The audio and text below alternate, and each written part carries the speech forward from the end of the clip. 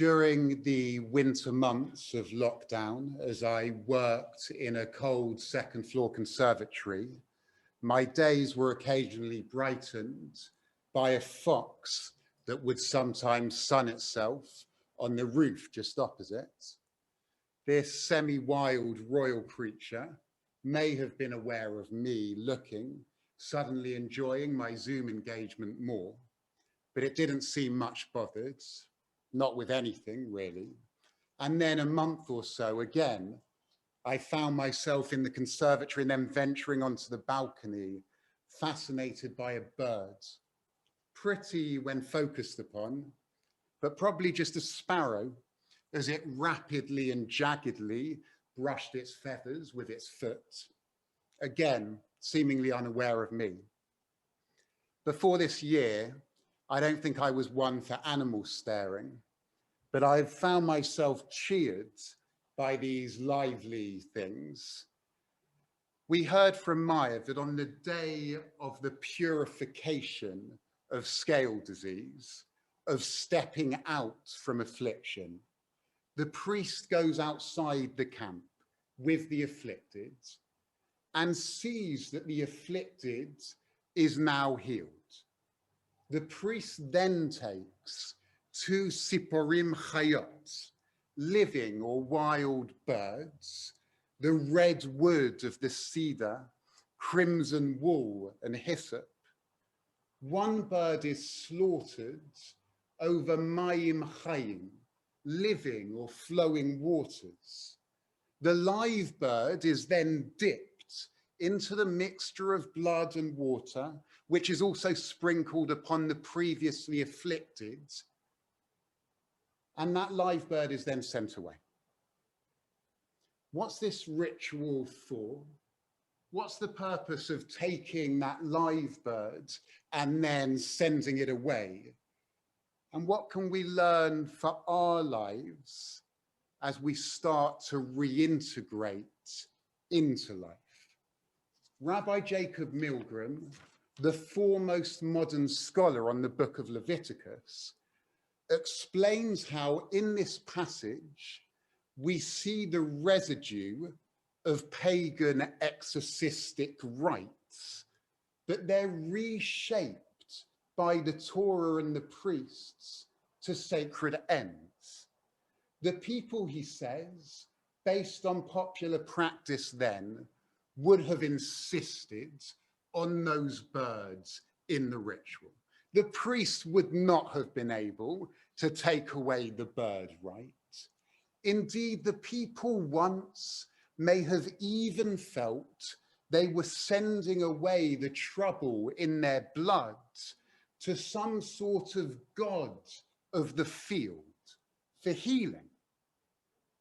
In our Torah portion, though, Milgram points out, we have something fundamentally different. The healing has already happened.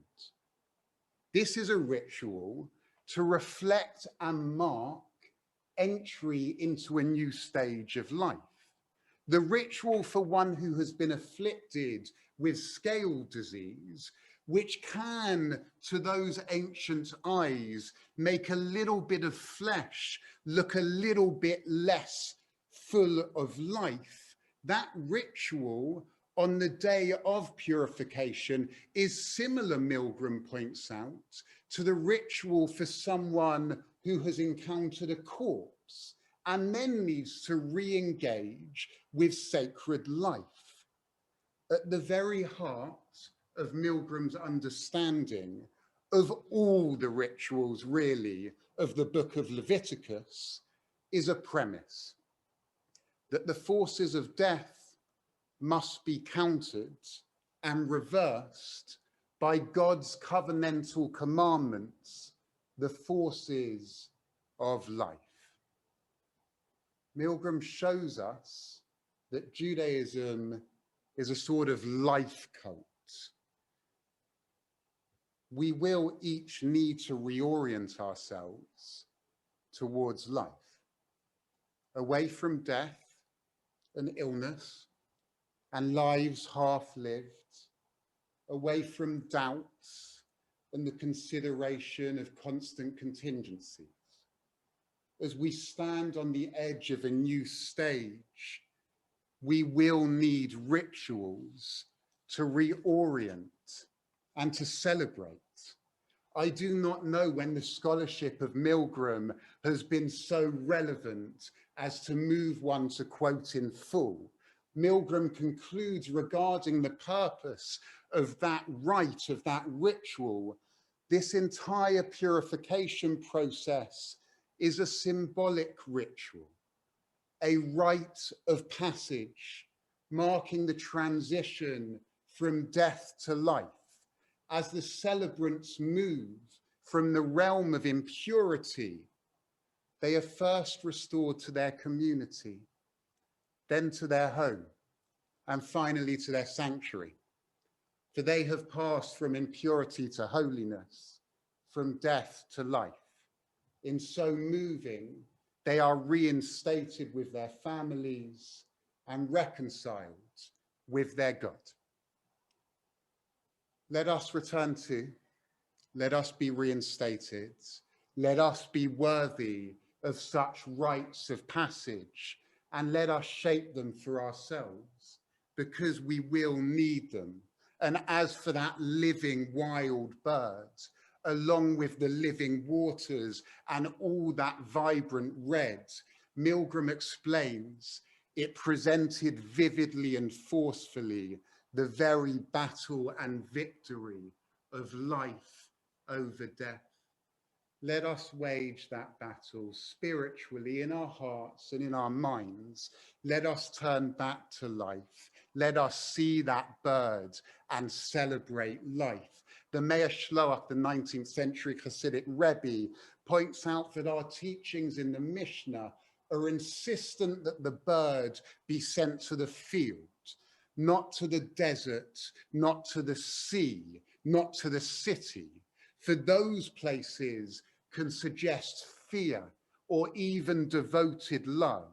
But what's needed, he says, after the attainment of salvation, after the healing at its root, is no longer any attitude that makes one feel smaller, like love or fear. But what will be needed is hitpatshut, a spreading out, an emotional and spiritual expansiveness, a willingness to see and to move towards new horizons. So we learn from our Torah the need for rituals of life so that we can live more fully. A life cult. This is one cult that I want to be part of. We're aware of death and suffering. We know illness in ourselves too. We do not deny these. And the way that over the last year, they have ended worlds and they have compromised our beings and our outlooks. It's in the face of this awareness that we need to make the l'chaim, the to life before we drink, not just a charming, lively tradition, but part of living traditions that draw us to life. The psychological insight of those Levitical laws is that the forces of death, like this pandemic, they can get into us. They can get into all of us and linger without ritual. I understand reserve and ambivalence about what we should each do next, how this stilted return works. We might sometimes wonder what we're really returning to or celebrating, because this pandemic, it has battled our priorities, our joys, our daily lives. It's not yet right to fully integrate. It's not yet the time for that full spreading out, for that expansiveness. But let us begin to find in our Judaism and in our lives those rites, those rituals that return us to life, that get us ready, that let us know that return, that living is possible. There is the ritual of washing one's hands with living water, visceral, always moving, constant.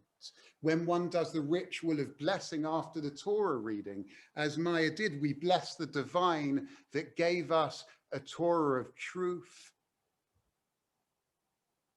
and an everlasting life that is planted within us. Hayei olam nata b'tochenu. Our Torah read at home or studied here in the synagogue or heard here is a tree of life to those who cling hard to it. This life that we're so devoted to, it's both an invitation to enjoy living again and to question. It's a devotion to the moment and to loved ones. It's our own growth and flourishing and our commitment to seeds sown, to life before us and after us.